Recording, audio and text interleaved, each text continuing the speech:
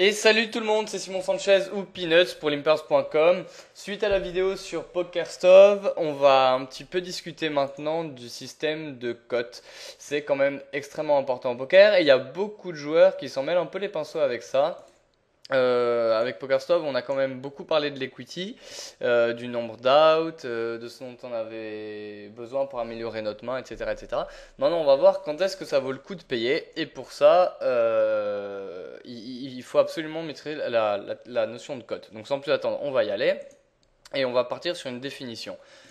La cote au poker, ça exprime le montant du pot par rapport à ce que vous devez payer pour espérer le remporter. Alors ça peut paraître un peu abstrait, on va expliquer ça.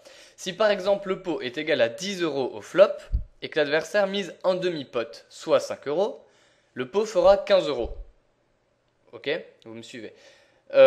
Si vous voulez call, payer la mise adverse, vous devrez rajouter 5 euros. Évidemment, c'est la mise adverse. L'adversaire mise 5 dans 10. Vous devez payer 5 euros pour espérer remporter les 15 euros qu'il y a au milieu, avant que vous mettiez votre argent. On ne compte pas l'argent que vous mettez. En tout cas, pas dans le système de cote classique. Vous investissez donc 5 euros pour gagner potentiellement le triple. Ok, c'est en ça que ça exprime le montant du pot, c'est-à-dire 15 euros, par rapport à ce que vous devez payer pour le remporter. Alors, le montant du pot ici, il est 3 fois supérieur à ce qu'on investit, à ce qu'on doit payer pour espérer le remporter. Donc, on a du 3 contre 1, puisque le pot est 3 fois supérieur à ce qu'on doit payer pour espérer le remporter. En fait, nous, ce qu'on doit payer, c'est toujours 1. Ok. Et par rapport au pot, on doit maîtriser. Alors, comment on a trouvé du 3 contre 1 ? C'est tout simple, on a fait 15 euros divisé par 5, on voit que j'ai 5 à payer, que le pot il fait 3 fois plus, 3 fois 5, 15, donc on a du 3 contre 1. D'accord. Donc si par exemple je fais n'importe quoi, je vais prendre un exemple complètement au hasard, imaginez que vous avez un pot qui fait 27 euros, l'adversaire a misé, je sais pas moi, 7 euros dans 20, peu importe. Et vous avez s'il a misé 7 dans 20, vous avez 7 à payer dans 27, vous avez une cote qui est du 3,8 contre 1, puisque vous avez presque du 4 contre 1, puisque 4 fois 7 égale 28, donc vous avez presque, vous payez 7 pour gagner quasiment 28 euros, mais c'est 27, donc c'est 3,85 évidemment, de tête aux tables, et puis à la force on s'habitue, il faut rapprocher un peu les multiples, on s'en fout que ce soit 3,85 ou 4. Maintenant, on va discuter un peu de à quoi est-ce que ça peut bien servir. Évidemment, plus la cote vous est favorable, plus vous pouvez vous permettre de payer avec une faible equity. Ça, c'est tout à fait normal. Favorable, ça veut dire quoi? Ça veut dire justement plus plus votre cote sera bonne et plus le chiffre est élevé, plus votre cote est bonne. C'est-à-dire si vous avez du 10 contre 1, ben vous risquez 1 pour gagner 10, donc c'est une cote très favorable. Donc plus vous avez une bonne cote, moins vous avez besoin que votre main soit forte. Ok?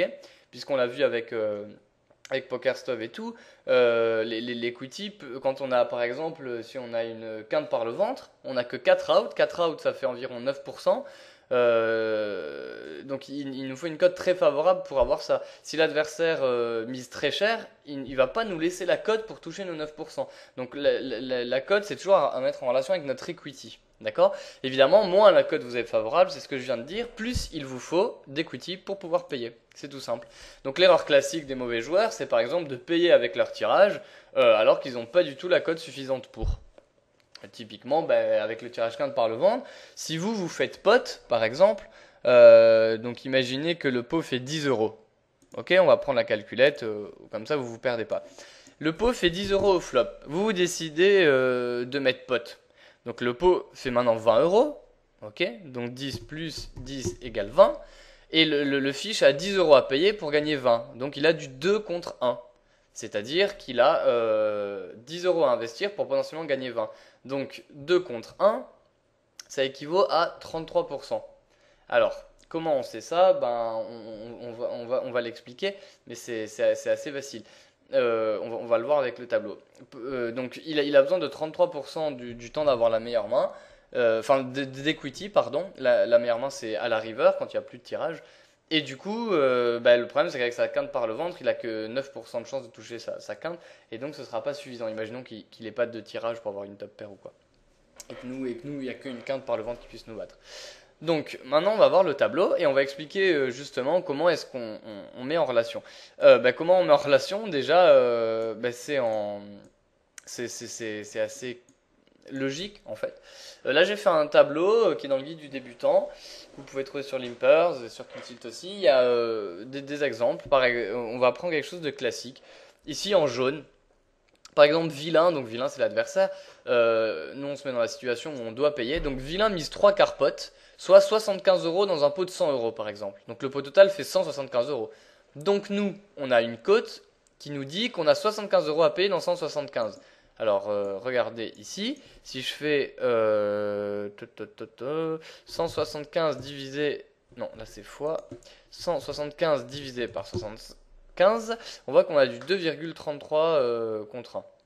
Ok, et ça fait 30%. Alors, on va pas détailler le calcul parce qu'il n'a absolument aucun intérêt. Je l'ai fait pour le guide du débutant. Et on va plutôt prendre un exemple pour comprendre pourquoi c'est mis en relation avec un pourcentage. Et je vais reprendre l'exemple du 2 contre 1 que je trouve vraiment très, très parlant. Enfin, qui est le plus facile à comprendre, je pense. Alors, donc là, c'est le cas où vilain mise pot. Ok, on vient de parler de ça avec la quinte par le ventre d'un fiche éventuel. Alors, vilain mise pot. Donc le pot fait 100 euros. Il décide de miser 100 euros dans un pot de 100 euros. Donc le pot fait maintenant 200. Et nous, si on veut payer, on a 100 euros à payer pour gagner potentiellement 200. On a du 2 contre 1 et on a besoin d'avoir 33% de chance de remporter le pot. Alors pourquoi 33? C'est pour être EV0. Ok, EV0, ça veut dire d'être sûr de ne pas perdre de l'argent sur le long terme. On n'en gagnera pas non plus, mais on n'en perdra pas. Être EV0, ça veut dire être break-even. Ça veut dire sur le long terme, on va ni perdre ni gagner, ni perdre ni gagner. Alors pourquoi? On va prendre un exemple tout simple. Justement, cet exemple-là de 100 euros à payer dans 200. Ben, imaginons, on va simuler le long terme. D'accord? Imaginons, il y a 200 euros au milieu. Puisque le pot faisait 100 euros, l'adversaire mise 100 euros, vous avez 100 euros à payer. Vous avez 100 euros à payer pour gagner 200 euros. Imaginons, on va simuler ça sur l'infini. Ok, on va prendre une situation où vous payez 100 euros la première fois. Ok, vous perdez, donc vous perdez 100 euros. La deuxième fois, la même situation, exactement la même se représente. Vous avez du 2 contre 1, etc. Vous repayez, vous perdez 100 euros. Bon, donc là, vous êtes perdant de 200 euros, évidemment. Et la troisième fois, vous payez, vous gagnez le pot. Là, vous gagnez 200 euros. Donc, vous étiez perdant de 200 euros et vous gagnez, par contre, la troisième fois, 200 euros. Donc, sur 3 fois, il suffit que vous en gagnez au moins une sur 3 pour ne pas être perdant. J'espère que vous me suivez bien. Je répète doucement parce que je sais que c'est assez complexe au début. Ça peut être assez déroutant. Mais en gros, imaginez donc encore une fois qu'on fait la simulation. Le pot fait 200 euros, vous payez 100 pour espérer le remporter, mais vous payez 100, vous perdez, vous êtes perdant de 100 euros au final sur votre coup. Vous repayez 100 euros la fois d'après, au final sur les 2 coups joués, vous avez payé 2 fois, vous êtes encore perdant. Et sur la troisième fois où vous payez 100 euros, enfin vous gagnez les 200 qu'il y a au milieu, et ça rembourse les 2 fois où vous avez perdu 100 euros, vous étiez perdant de 200 euros, vous êtes remboursé.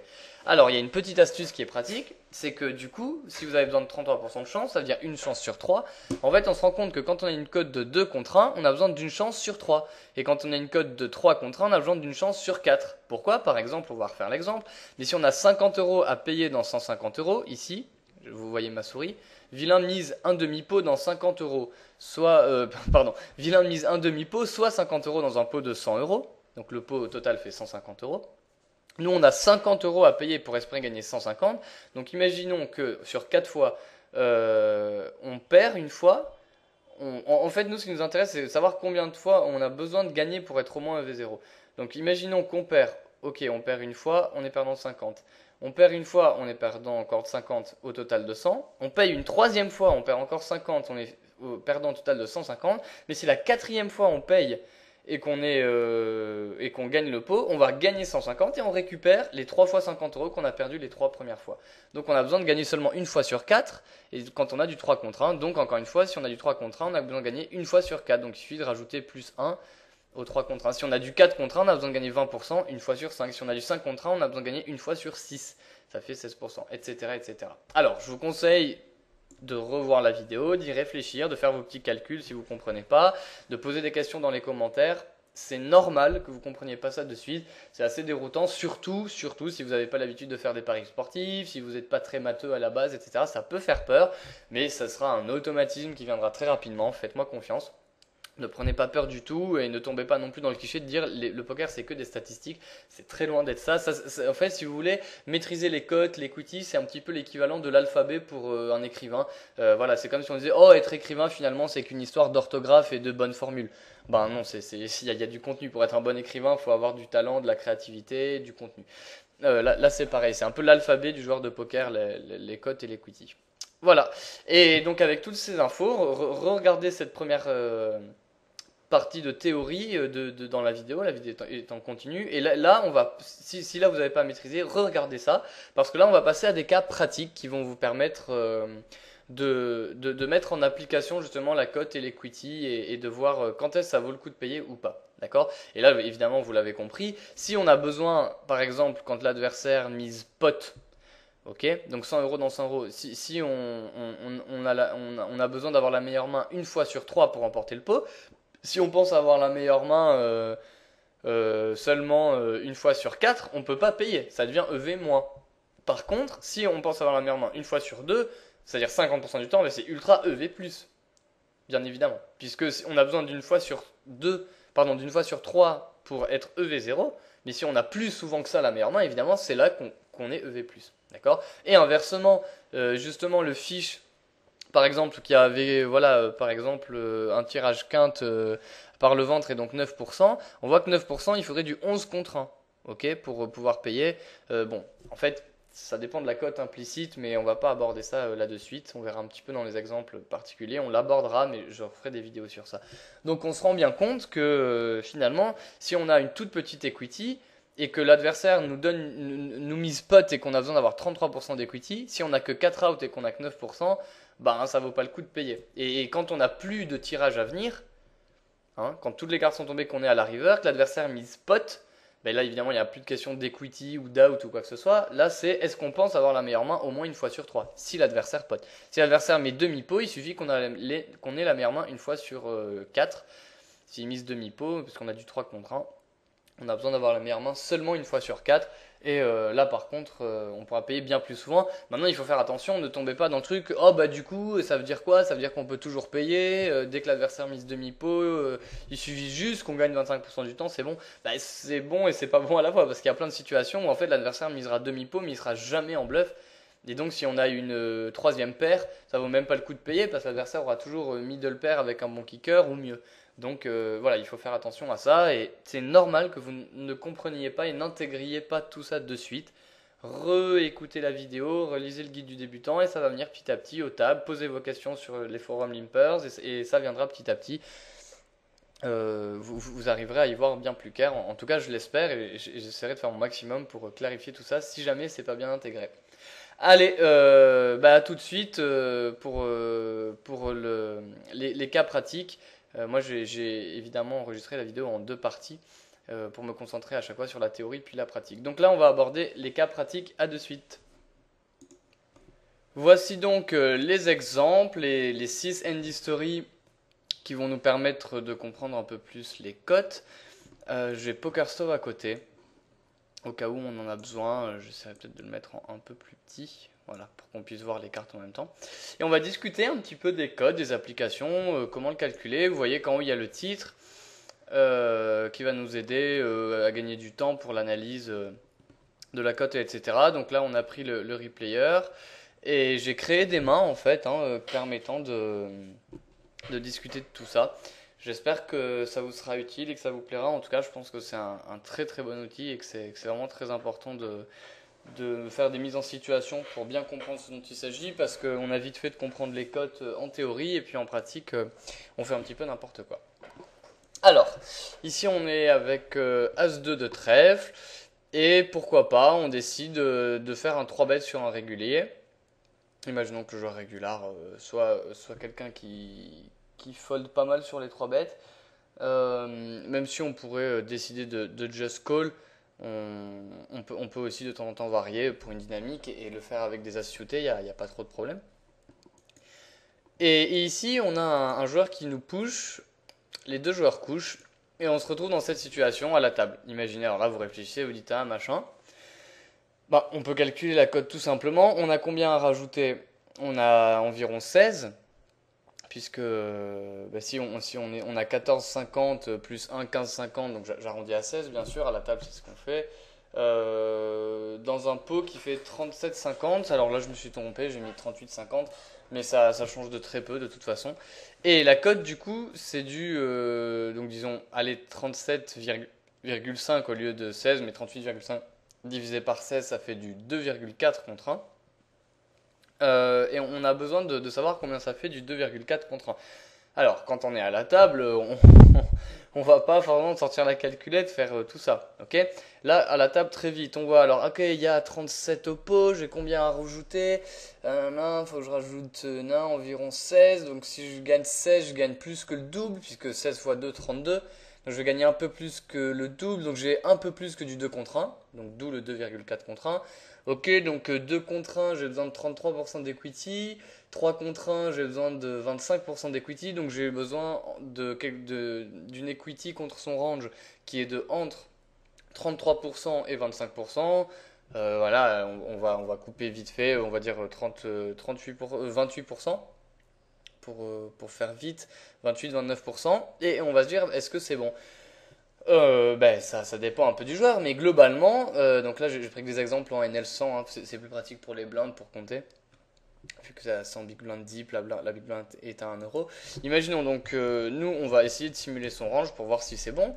Ici on a As de trèfle et on va partir du principe, donc on a besoin d'avoir 29% d'equity, que le joueur va push un range assez tight globalement. On va partir sur un range assez tight, donc c'est un short stack, donc il va quand même push beaucoup de pocket pairs. On peut mettre au moins jusqu'à 7-7 et As. On va considérer qu'il push même pas de 2 et 6-6, alors qu'il y a beaucoup de fois où il ferait rien. Il va push aussi As-Roi, As-Dame suited c'est sûr, As-Dame offsuit c'est quasi sûr, et As-Valet suited, et Roi-Dame suited, il y a beaucoup de chances aussi que ça arrive. Mais ne mettons pas Roi-Dame suited pour voir. Et là on va voir qu'on a déjà 30% d'equity. Ok, nous on a besoin que de 28 ou 29. Donc déjà on a la cote contre un short stack qui est assez serré. Et évidemment, si le joueur est un peu en carnaval, que vous avez remarqué qu'il fait n'importe quoi, on peut lui rajouter quelques mains. Voilà, hop, je vais rajouter un peu des as un peu plus forts, toutes les pocket pairs et des mains un peu random pour simuler quelquefois des bluffs, valet 10 par exemple, voilà. Et là vous voyez qu'on a largement la cote, on a 37% d'equity face au range d'un short stack qui fait tapis un peu loose. Et donc on a largement la cote puisque 2,4 contre 1, ça équivaut à avoir besoin de 28-29%. Et on a plus d'equity que ça contre son range, donc le move est EV+. Voilà à quoi ça sert de calculer les cotes et vous vous en doutez, c'est fondamental. On va passer à la main suivante. Ici on a un 7 et 8 suited. Vous allez voir le coup que j'ai créé. C'est un coup assez classique. Peut nous arriver souvent. Donc là, on paye une relance au cutoff, peu importe le joueur. On va partir du principe que c'est un joueur régulier standard. Et attendez, alors là, par contre, je sais pas pourquoi. Il y a un petit problème. Excusez-moi, je me demande s'il n'y a pas un problème. Ah, ok, il y a un problème sur la main. Je comprends pas vraiment. Comment ça se fait? Passons à la deuxième main. Ici, on a 7 et 8 au bouton. Les deux premiers joueurs ont couché. Et un joueur régulier au cutoff, open à 3. On décide de payer parce qu'il y a des fiches dans les blindes. Malheureusement, on va dire les fiches fold. Et on se retrouve avec une tirage quinte par le ventre sur un board assez drawy. Et le joueur décide de miser. Alors attendez, parce que parfois il y a des petits problèmes. J'espère que ça va pas le faire ici. Voilà.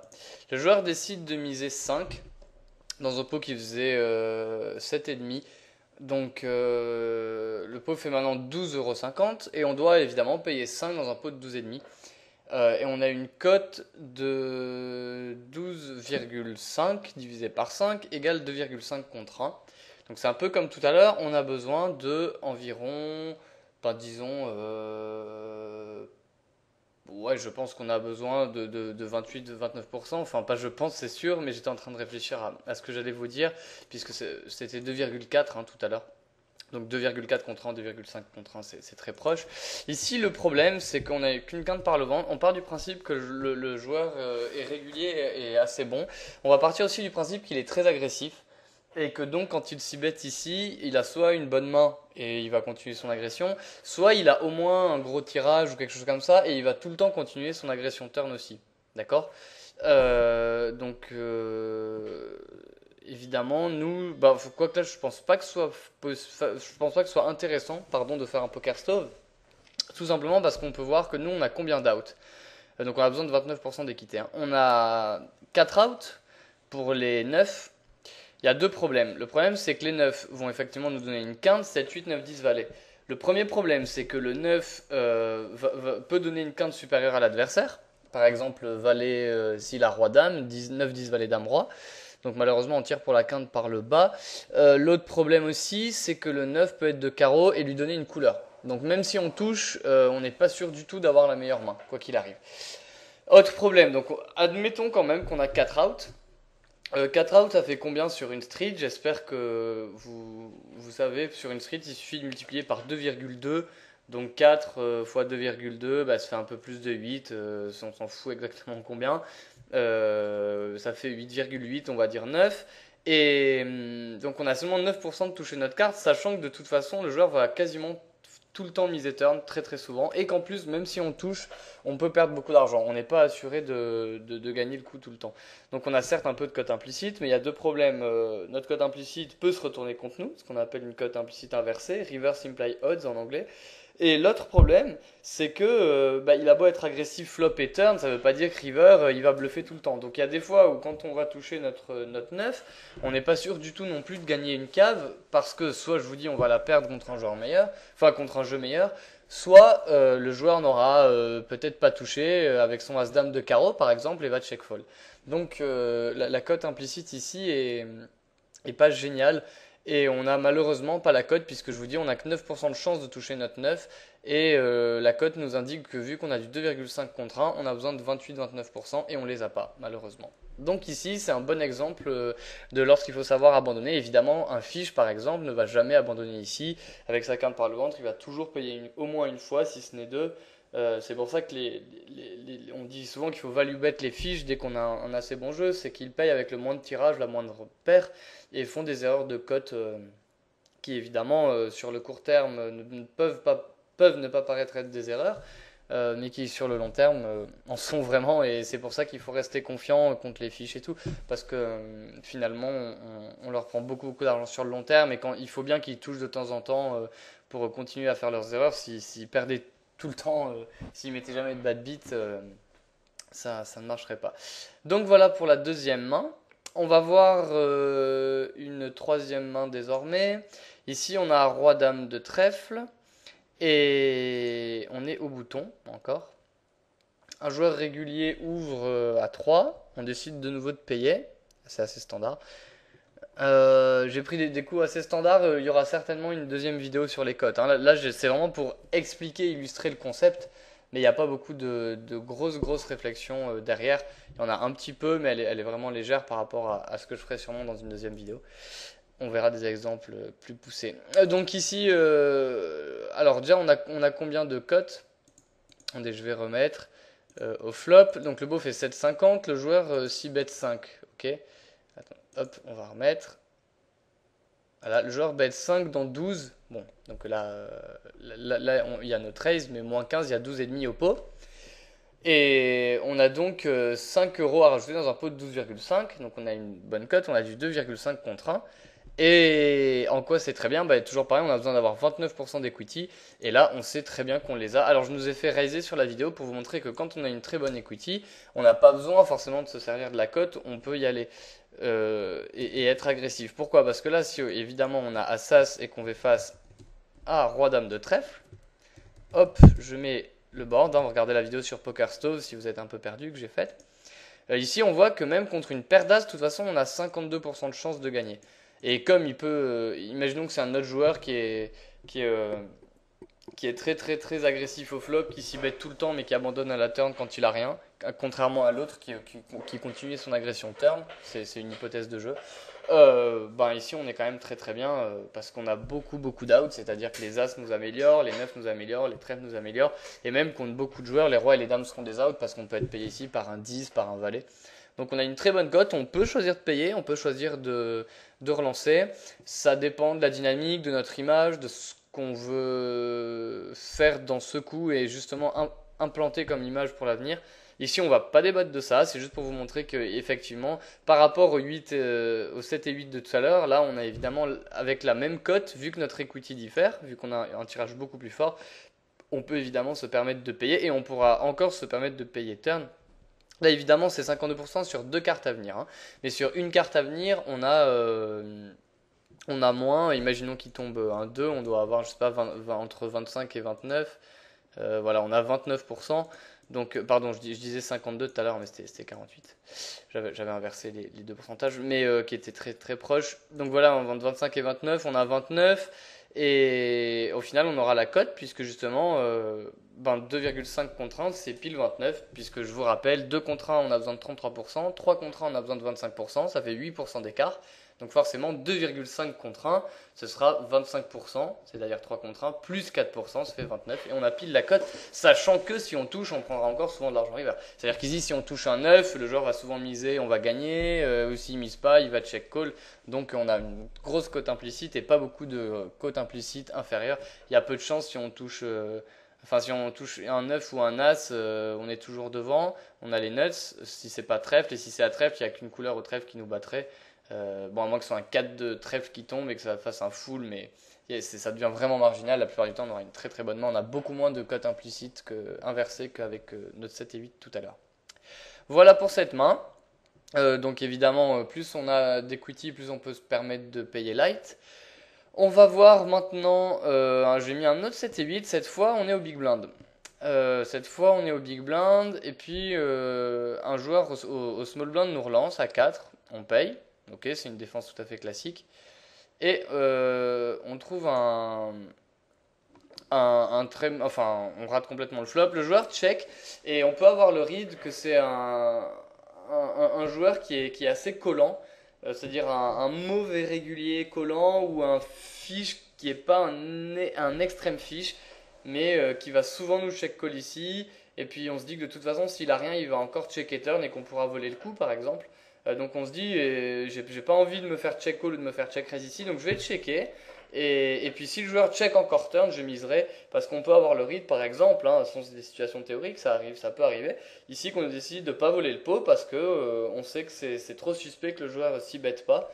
Normalement il aurait s'y bête si il avait raté, donc on peut le mettre sur un valet, 8 et 9 de carreau qui va check call. Il y a des joueurs qui font ça, qui ont même check raise aussi avec valet dame, as. Donc imaginons en tout cas qu'on check et tombe une carte turn. Alors je vous dis parfois il y a un peu des petits problèmes avec le replayer, j'arrive pas trop à savoir pourquoi. Voilà, il tombe le 2 de trèfle. Alors le 2 de trèfle est pas mal parce qu'il nous donne un tirage couleur évidemment. Maintenant la question c'est qu'est-ce qu'on va faire selon ce que fait l'adversaire. Là l'adversaire mise 8. Ok. Dans les faits, il y a beaucoup de joueurs qui vont payer ici. Et je pense que c'est pas très très bon. Pourquoi? Parce que simplement on n'a pas trop la cote. Ici on a du 2 contre 1 évidemment. On a 8 euros à rajouter dans 16, donc on risque 8 pour gagner le double 16, donc on a du 2 contre 1, on a besoin de 33% d'équité. Seulement, avec notre 7 et 8, on n'a que 9 out, les 9 trèfles, et partons, oui, bien sûr, parce qu'après, sinon les débats, enfin c'est là que le poker a sa richesse, hein, c'est qu'il y a des débats sur les ranges qui sont très larges. Mais ici, on va partir du principe que le joueur, quand il mise turn, il va jamais check fold river. Il va soit nous check call, soit, enfin, pas jamais, mais extrêmement souvent, il va soit check call, soit bet encore river. Donc on sait que river, on va pas avoir un showdown gratuitement. Et on va pas pouvoir bluffer si on rate, puisqu'on va très souvent se faire check call ou faire face à une mise. Du coup, la question c'est est-ce qu'on peut payer? Ben, la réponse c'est non, parce que tout simplement on a 9 out, 9 out ça fait environ 20% d'equity, à peine moins, et on a besoin de 2 contre 1 de 33% d'equity, donc on est quand même pas mal hors cote. Le problème aussi, c'est que ce qui va se passer dans les faits, c'est qu'on va se dire oui, mais si je touche le trèfle, je peux gagner plus. C'est vrai, mais c'est sans compter les fois où lui peut avoir la couleur au-dessus. C'est sans compter les fois où on va pas gagner beaucoup plus parce qu'il va bet, on va raise et il va fold. Et c'est sans compter aussi les fois, et ça c'est vraiment pas négligeable, où on va toucher un 7 et un 8. Par exemple un 7 de pique, un 8 de cœur, je sais pas. Et que le joueur va miser, on va dire ah machin, il y a des tirages manqués, on va payer, ce sera un mauvais call. Donc l'idée c'est pour ça qu'en général on paye pas juste avec un tirage trèfle à la river parce qu'on sait qu'on va faire face à beaucoup d'agressions souvent à la river ou face à ou un check call. Donc c'est pas très très bon de payer ici. Par contre si le joueur avait checké on aurait pu se permettre de voler le pot en semi-bluff parce que le joueur check deux fois, il représente vraiment pas une bonne main en se disant bon bah voilà je vais essayer de prendre le pot de suite et si je suis payé j'ai 20% d'equity pour améliorer. Ça peut être pas mal. Par contre ici, en tout cas on n'a pas la cote directe, ça c'est certain. Et la cote implicite ne me paraît pas suffisamment folle pour qu'on paye. Sachant en plus, je vous dis que dans les faits, le 7 et 8 vont vous faire pas mal d'erreurs. Si vous regardez cette vidéo, normalement sur les cotes, c'est que vous êtes en petite limite. Hein, dans 0 to Hero, on en est quand NL10 ici. Et en NL10, faut pas se voiler la face. On a tous des mauvaises habitudes. Et pour avoir coaché beaucoup de joueurs, je le sais. Je vois des fois des calls en level avec 7 et 8, etc. Donc je vous conseille tout simplement de fold ici. Même si a priori on peut se dire que si on touche le trèfle on va gagner plus. Dans les faits déjà on va pas le toucher souvent. Et quand on le touche, le joueur va soit continuer et quand on touche pas, on va pas pouvoir bluffer parce que le joueur va soit nous check call, soit le miser lui-même. Donc c'est pas très très rentable. Voilà pour la quatrième main. On va passer à la cinquième, l'avant-dernière main. Où ici on a un 8 et 9 de pique. On est au bouton encore. J'ai mis que des tirages et des choses simples hein, parce que c'est ce qui frappe le plus les joueurs. Je vous dis, il y aura une deuxième vidéo un peu plus avancée. Et ici, on rate totalement le flop. Le joueur check, pour les mêmes raisons que tout à l'heure, on va pas s'étendre, on décide de checker derrière. Et que si on pourra prendre le pot, on le prendra turn. Mais pas ici. Je crois qu'en fait c'est une main qui sert pour compléter la main d'avant en réalité. Alors, là il y a encore un petit problème avec le replayer. Je sais pas pourquoi ça fait ça. Peut-être qu'il faut repartir. Voilà. Et ici donc imaginons qu'on a check flop. On trouve une carte turn qui est bien plus intéressante que l'autre. Pourquoi? Parce qu'elle nous rapporte aussi un tirage quinte. Même s'il y a une quinte à une carte avec le valet, c'est quand même toujours ça. On peut battre des doubles paires, etc. Là, on a 5,50 € à payer. J'ai pas mis la cote. On va le faire ensemble pour celle-ci. Le joueur mise 5,50 € dans un pot qui faisait 8. Qui faisait 7,50 pardon. Si je me trompe pas. Et on va calculer la cote à la main, sans calculette, comme si on était en session. Donc on a 5,50 à gagner 5,50 à payer pour gagner 13. Donc ça veut dire qu'on va gagner environ 2 fois et demi 5,50. Ok? Puisque 5,50 fois 2 ça fait 11. Et puis il y a encore 2 €, donc un peu moins de 2 fois et demi. Ok? Donc on a environ du 2,3 contre 1. Alors, la question c'est, est-ce qu'ici par contre ça vaut le coup de payer? Là, je pense que oui, et je pense que c'est un peu plus différent de la main de tout à l'heure. C'est que le tirage quinte est quand même pas rien. C'est assez important ici, même si le valet donne quinte à une carte. Justement, c'est pas une carte qu'il osera bluffer très souvent. Donc s'il tombe un valet, on pourra checker derrière assez souvent. Parce qu'il peut très bien check call un as ou quoi. Mais surtout, le valet va le paralyser et va souvent l'empêcher de bluffer, contrairement au profil d'avant. Et on a toujours le tirage couleur. Et le 6 par contre est vraiment un très bel out. S'il tombe un 6 on sera assez invisible sur une carte pareille. L'adversaire ne va pas nous mettre souvent sur 8 et 9. Et donc il peut miser peut-être un dame 10 comme ça, ou un paire de 10 river, et on va gagner beaucoup d'argent en le relançant sur un 6 par exemple, un 6 de trèfle, un 6 de cœur. Donc voilà, ça fait quand même de beaux outs, sachant que le valet paralyse. Là notre equity n'est pas qu'un tirage couleur, on a 8 outs en plus avec les 8 valets, les 8-6. Donc ici on peut se permettre de payer. Parce que tout simplement on va le mettre sur PokerStop, on a presque la cote directe. Donc là, on a environ du 2,3 contre 1. Bon, on va dire qu'on a besoin de 30% d'équité. Et vous voyez, par exemple, le joueur a check et flop, donc quand il miss turn, il peut avoir, je pense, le haut de son range c'est Dame 10, mais ça peut être des As-Dame aussi. Mais on va partir du principe que le joueur a Dame 10, allez, et qu'il est assez fort ici. Et on va, hop, 8 de pique, 9 de pique. On va pas mettre tout son range de bet turn, hein, ça prendrait des heures, mais on met en moyenne, comme représentant de son range, on va mettre Dame 10. Évidemment, il peut avoir 10-10, mais il peut aussi avoir As-Dame, il peut aussi avoir peut-être même juste Valet 10. Donc voilà, au lieu d'écrire tout son range et que ça prenne des heures ici, on va juste faire la simulation contre une main forte. Et si contre une main forte, on arrive à justifier le call, ben, ça veut dire que le call est bon contre son range globalement. Et nana, 10S.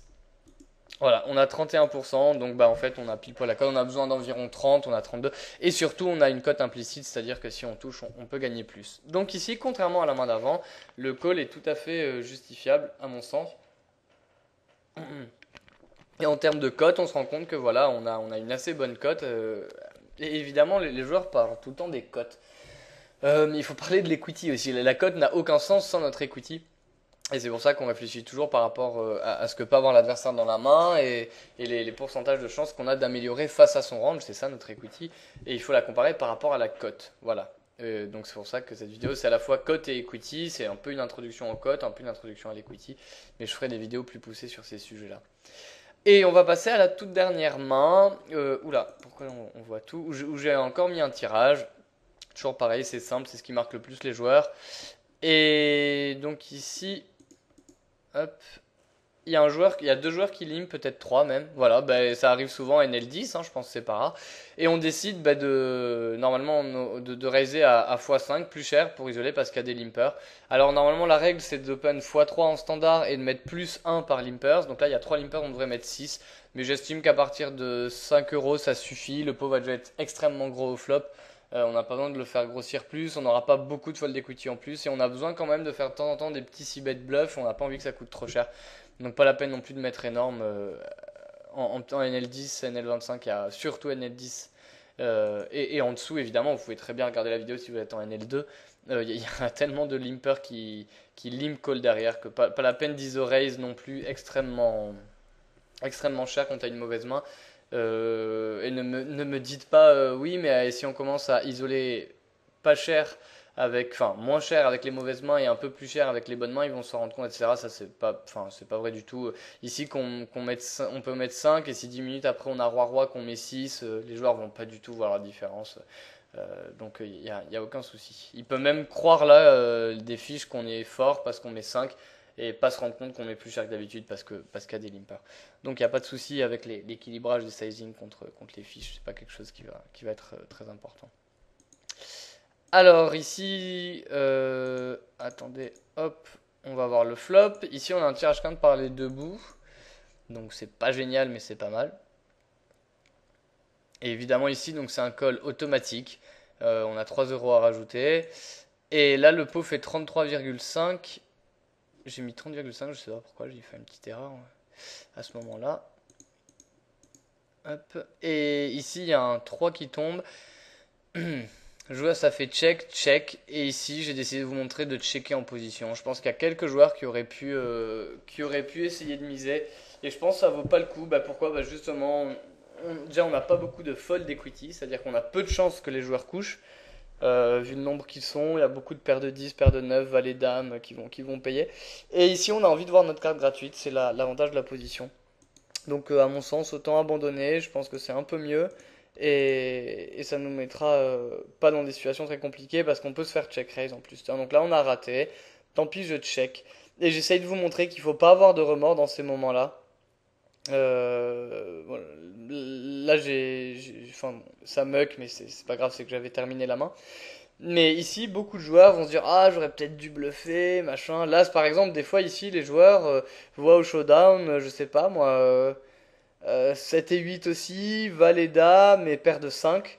Ou disons paire de 5, paire de 7 et roi 9. Ils disent ah j'aurais dû bluffer turn, machin, je le savais, mais en fait il faut pas se dire ça. Ce qu'il faut se dire, et c'est pour ça que j'ai mis cette dernière main, c'est que flop, On a une très bonne cote.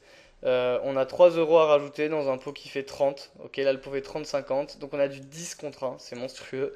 Et on a 10 contre 1, bah, ça veut tout simplement dire qu'on a besoin d'avoir la meilleure main une fois sur 11. Donc je sais pas, ça fait 8% du temps, quelque chose comme ça, je sais pas exactement, mais c'est énorme. Et évidemment, on a beaucoup plus d'équité avec notre tirage quinte.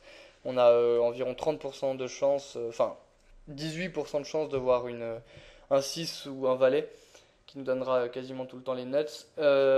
Donc il faut pas, il faut vraiment pas avoir du regret ici. C'est ultra EV plus de call, donc on just call.